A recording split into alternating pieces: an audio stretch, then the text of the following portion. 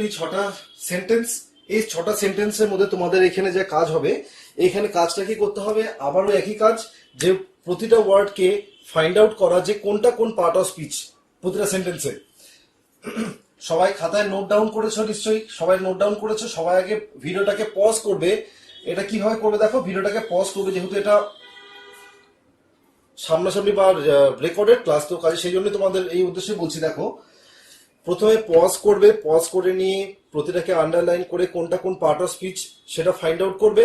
সেটা করে নেওয়ার পরে তারপর তুমি কিন্তু চলে আসবে কি, তারপর আমি কি এক্সপ্লেনেশন, তারপর একটু মিলিয়ে নেবে যে আমি কিভাবে কিভাবে করছি, একটু দেখে নেবে। সবগুলোই তোমরা হয়তো পারবে, একটাতে হয়তো একটু প্রবলেম হতে পারে। সেটাতে প্রবলেম হবে কি, কোয়েশ্চেন নাম্বার 4। কোয়েশ্চেন নাম্বার 4 এ হয়তো একটু প্রবলেম হতে পারে, আদারওয়াইজ কোনো প্রবলেম হওয়ার কথা না। তো পজ করে আগে তোমরা করে নেবে, তারপরে আমার এক্সপ্লেনেশনে আসবে। চলো তাহলে এক্সপ্লেনেশনটা আমি স্টার্ট করি, যে কোনটা কোন পার্ট অফ স্পিচ ঘাটা শুরু করে দিই আমরা তাহলে।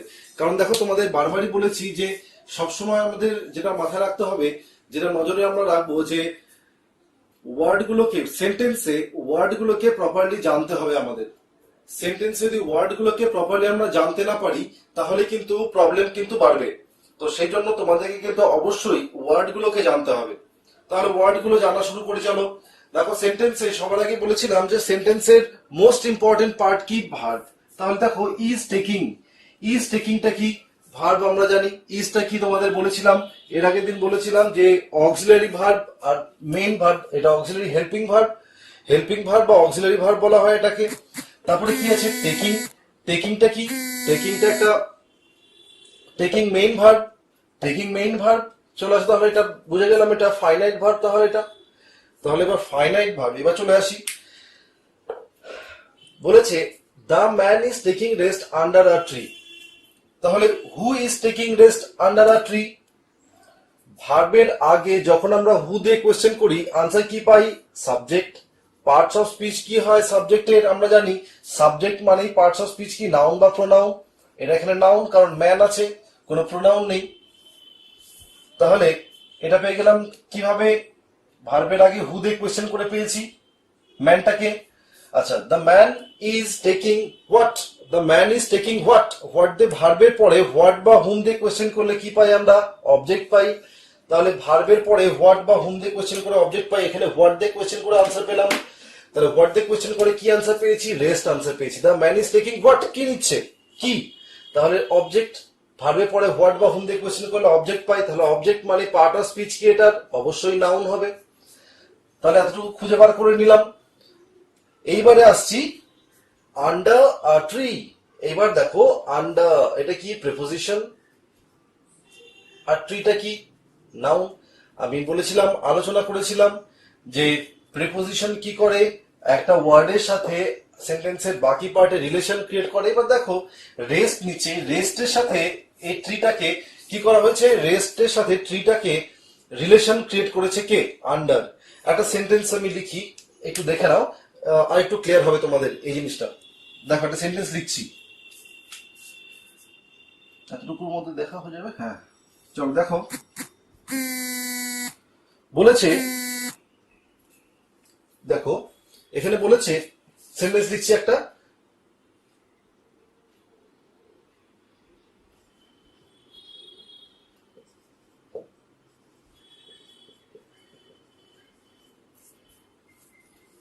he is sitting,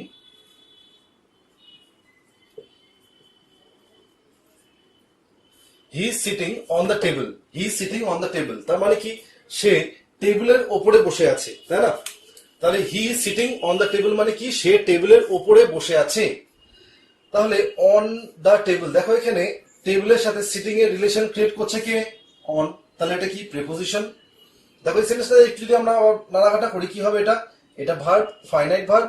who is sitting, he is sitting, who দিয়ে কোয়েশ্চেন করলে কি পাই, সাবজেক্ট, আর হিটা কি, প্রোনাউন, পার্ট অফ স্পিচ কি হবে, প্রোনাউন। তাহলে হি ইজ সিটিং, ইজ সিটিংটা কি, ফাইনাইট ভার্ব, ইজ সিটিং। তারপরে দেখো, এরপর তো কোনো অবজেক্ট নেই, এরপরে কোনো অবজেক্ট নেই, তাই না। তাহলে সেন্টেন্সে অবজেক্ট থাকতে পারে, নাও পারে, আমরা জানি। তাহলে হি ইজ সিটিং। এবার দেখো কোথায় বসে আছে, টেবিলের উপরে বসে আছে, টেবিলের উপরে বসে আছে বলেছে। তাহলে টেবিলের সাথে এই বসে থাকা সিটিংটার রিলেশন ক্রিয়েট কে করেছে, অন করেছে।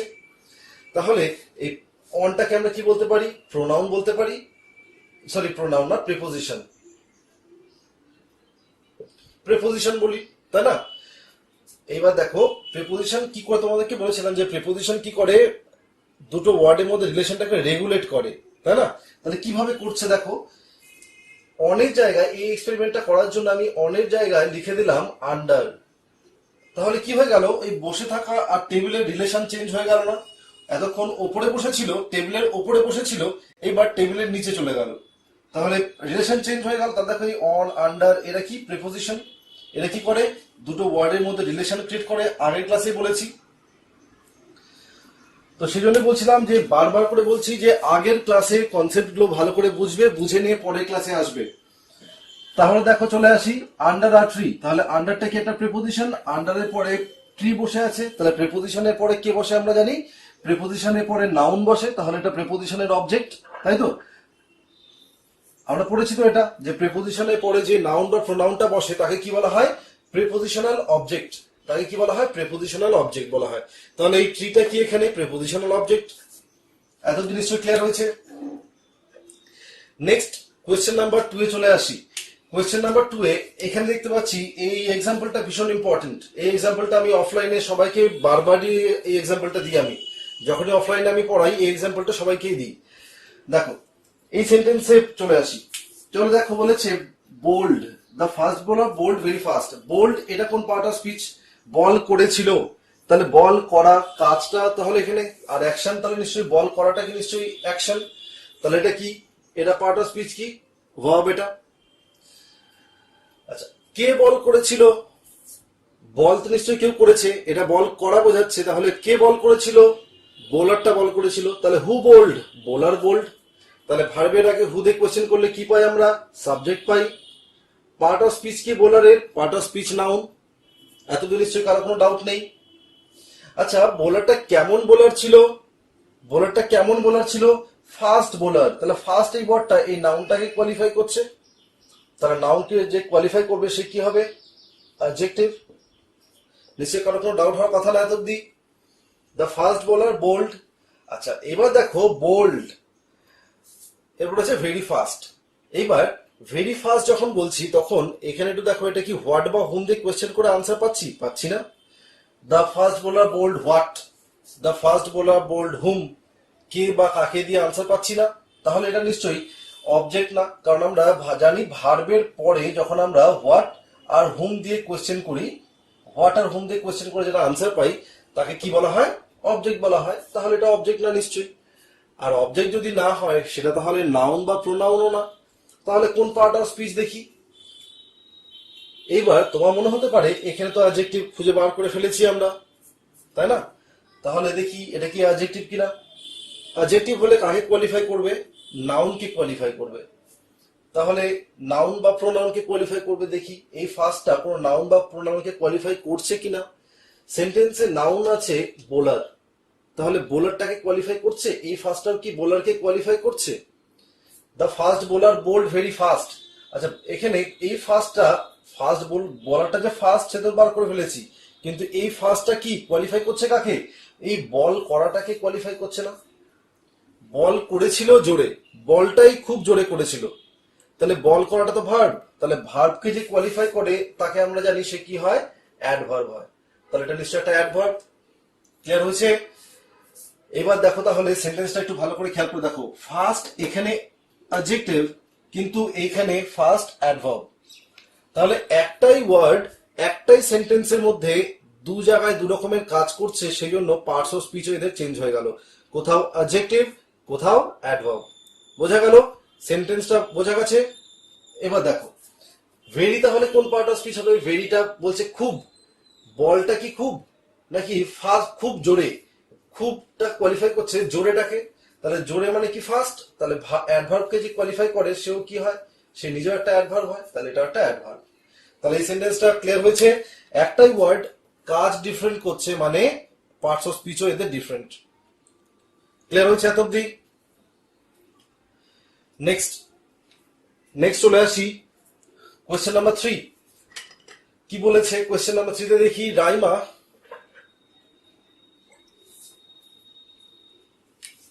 চলো দেখি, বলেছে রাইমা হ্যাজ ব্রট আ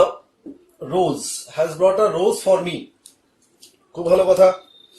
রাইমা তাহলে আমার জন্য কি এনেছে? রাইমা আমার জন্য একটা ফুল এনেছে। তাহলে হ্যাজ ব্রট, হ্যাজটা কি হেল্পিং ভার্ব বা অক্সিলারি ভার্ব, ব্রটটা কি মেইন ভার্ব, দুটো মিলে কি ফাইনাইট ভার্ব। তাহলে হ্যাজ ব্রট। আচ্ছা, হু হ্যাজ ব্রট, কে এনেছে? রাইমা এনেছে। তাহলে ভার্বের আগে হু দিয়ে কোয়েশ্চেন করলে আমরা কি পাই?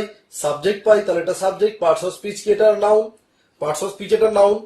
তাহলে রাইমা এনেছে, রাইমা হ্যাজ ব্রট হোয়াট। ভার্বের আগে হু আর হোয়াট দিয়ে কোয়েশ্চেন করলে কি পাই? সাবজেক্ট। ভার্বের পরে হোয়াট আর হুম দিয়ে কোয়েশ্চেন করলে কি পাই? অবজেক্ট। তাহলে Raima has brought what, Raima has brought rose. What দিয়ে কোয়েশ্চেন করে কি পেলাম? রোজ। তাহলে এটা অবজেক্ট, পার্টস অফ স্পিচ কি এটারও নাউন। আবার দেখো ফর, ফরটা কি? প্রেপোজিশন। প্রেপোজিশনের পরে কে বসে? নাউন বা প্রোনাউন। এখানে প্রোনাউন বসেছে, তাহলে এটা কি হয়ে গেল? এটা একটা প্রোনাউন। কাজ কিসে করছে? প্রিপোজিশনাল অবজেক্টের কাজ করছে, মিটা। বুঝে গেছে এটা? ডাউট আছে কারো? থাকার তো কোনো কথা না। বারবারই বলছি, ক্লাসগুলো যেখানে মনে হচ্ছে যে একটু অসুবিধা মনে হচ্ছে, সেখানে কিন্তু আবার একটু পিছনে গিয়ে দেখো। আমি যেভাবে যেরকম ক্লিয়ারলি এক্সপ্লেন করছি তাতে কোনো প্রবলেম থাকার কথা না।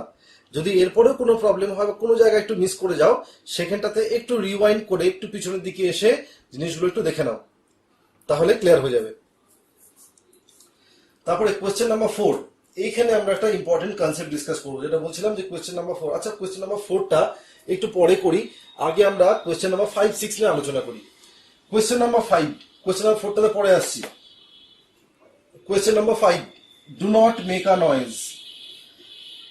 Do not make a noise. দেখো এখানে সেন্টেন্সে সাবজেক্ট আছে কোনো? 5 নম্বরে কি কোনো সাবজেক্ট আছে? দেখো, ডুটা একটা হেল্পিং ভার্ব, মেকটা একটা কি ভার্ব? এটা হেল্পিং ভার্ব, এটা মেইন ভার্ব, তাই না? নটটা দেখো এই কোয়ালিফাই করছে কাকে? মেককে। বলেছে মেক নট মেক, করো করো না, করো করো না। তাহলে নটটা কোয়ালিফাই করছে মেকটা কি? তাহলে ভার্বকে যে কোয়ালিফাই করবে সে কি হবে? অ্যাডভার্ব। তাহলে নটটা কি? একটা অ্যাডভার্ব, মাথায় রাখবে এটা।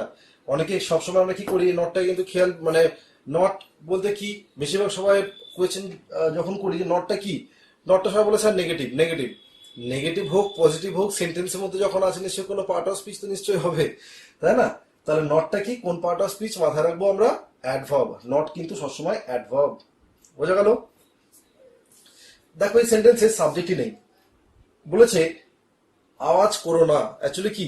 তুমি বা তোমরা আওয়াজ করো না, তাই বলি আমরা তুমি বা তোমরা। তাহলে এখানে একটা ইউ আছে যেটা উজ্জ আছে, মানে সাবজেক্টটা উজ্জ আছে, এখানে সাবজেক্টটাকে মেনশন করা হয়নি। নাই করতে পারি, সেন্টেন্সে সাবজেক্ট থাকতেই হবে এরকম ব্যাপার না, সাবজেক্টটি মেনশন করতেই হবে এরকম কিন্তু কোনো বাধ্য না আমরা যে সাবজেক্ট মেনশন করতেই হবে, সেটা সাবজেক্ট হোক বা অবজেক্ট হোক। এর আগে এক্সাম্পলে দেখেছি গো আউট, কাম ইন, এই সেন্টেন্সগুলো আমরা দেখেছি, তাই না? তাহলে do not make what, do not make what, do not make noise. What দিয়ে কোয়েশ্চেন করে কি পেলাম? নয়েজ পেলাম আনসার। তাহলে এটা অবজেক্ট, পার্ট অফ স্পিচ কি? এটা নাউন। বোঝা গেল? এতদিন ক্লিয়ার হয়েছে নিশ্চয়ই।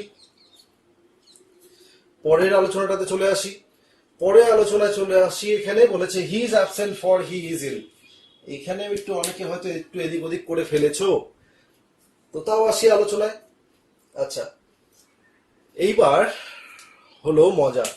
কোয়েশ্চেন নাম্বার 4 আর কোয়েশ্চেন নাম্বার 6 এর কনসেপ্টটা অনেকটাই একই, তাই আমি কোয়েশ্চেন নাম্বার 4 আগে আলোচনা করি, তারপর 6 এ আসছি। আচ্ছা, প্রথমে আগে এগুলো একটু আমি মুছে নিচ্ছি, তোমরা এগুলো পরে লিখে নিও।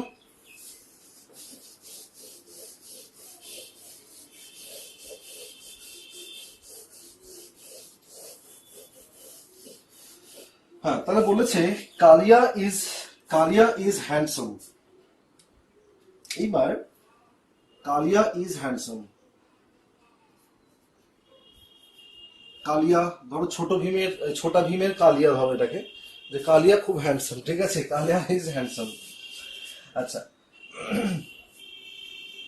এইবার বলো দেখো আমরা তিনটে জিনিস, আমি যখন নাউনের ফাংশন গুলো বলছিলাম তখন আমি কিছু জিনিসের কথা মেনশন করেছিলাম যে নাউনের ফাংশন কি কি, নাউন বা প্রোনাউনের ফাংশন কি কি বলেছিলাম যে সেন্টেন্সের সাবজেক্ট হওয়া, সেন্টেন্সের অবজেক্ট হওয়া, প্রিপোজিশনাল অবজেক্ট হওয়া, আর কি হওয়ার কথা বলেছিলাম যে সাবজেক্ট কমপ্লিমেন্ট, বলেছিলাম যে এই সাবজেক্ট কমপ্লিমেন্টটা আমি পরে আলোচনা করব।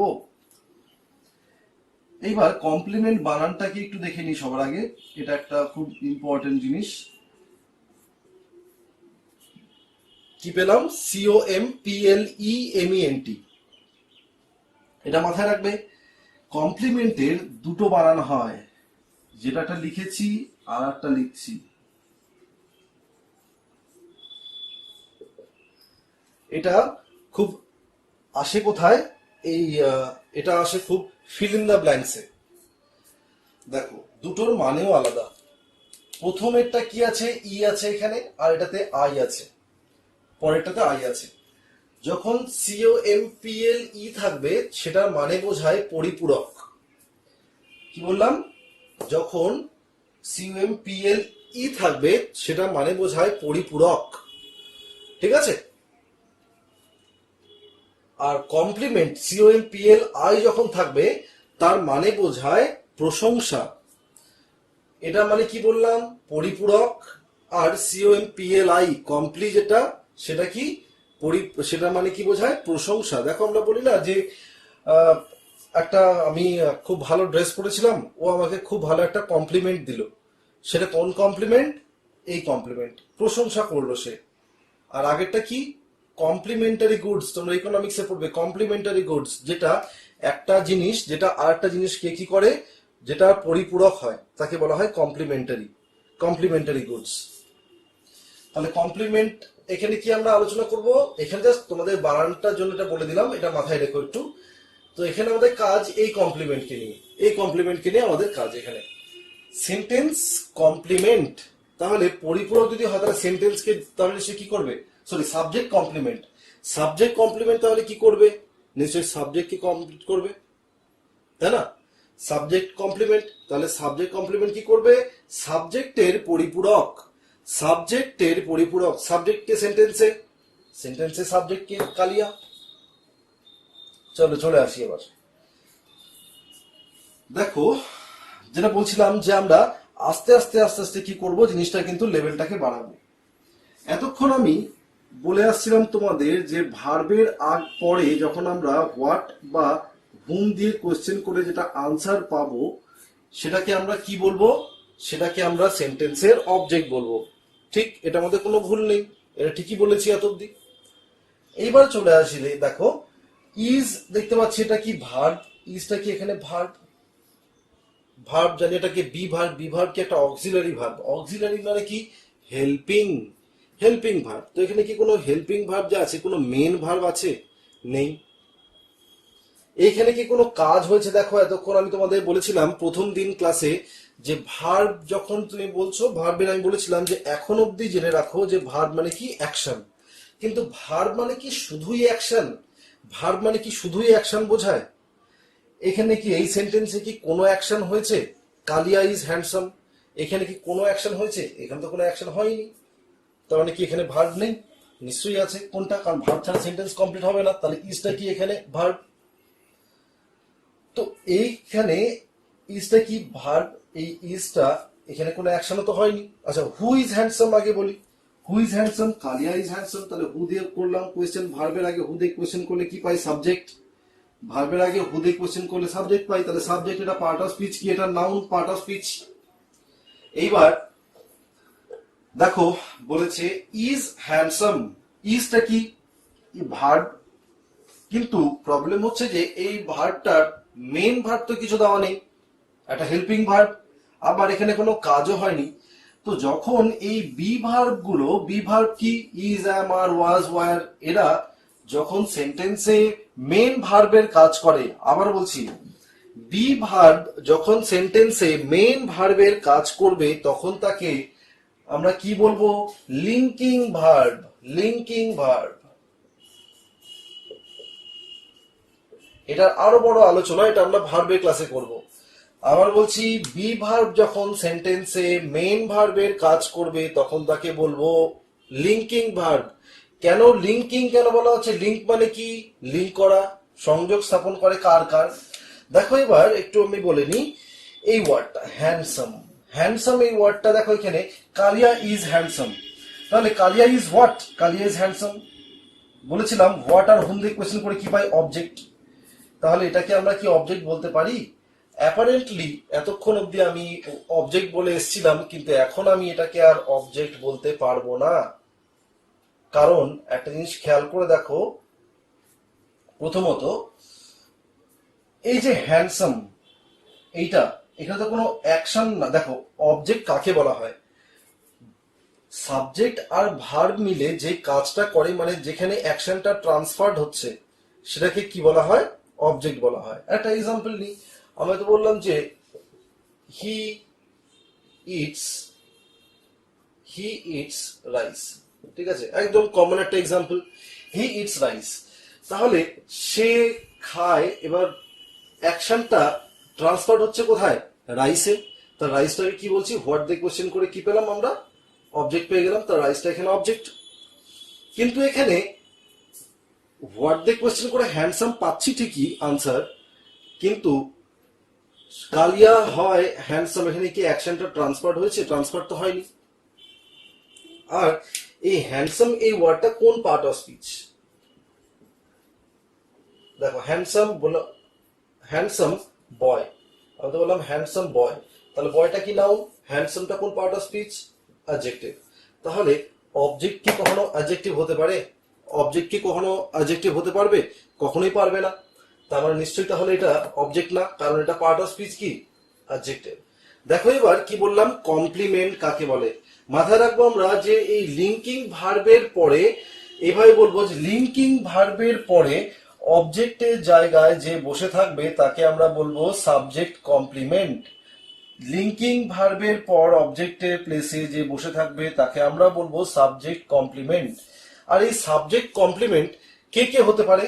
সাবজেক্ট কমপ্লিমেন্ট হতে পারে কোনো নাউন, কোনো প্রোনাউন বা কোনো অ্যাডজেক্টিভ। সাবজেক্ট কমপ্লিমেন্ট কিন্তু এই তিনটে পার্ট অফ স্পিচই হতে পারে, নাউন, প্রোনাউন, অ্যাডজেক্টিভ। ঠিক আছে?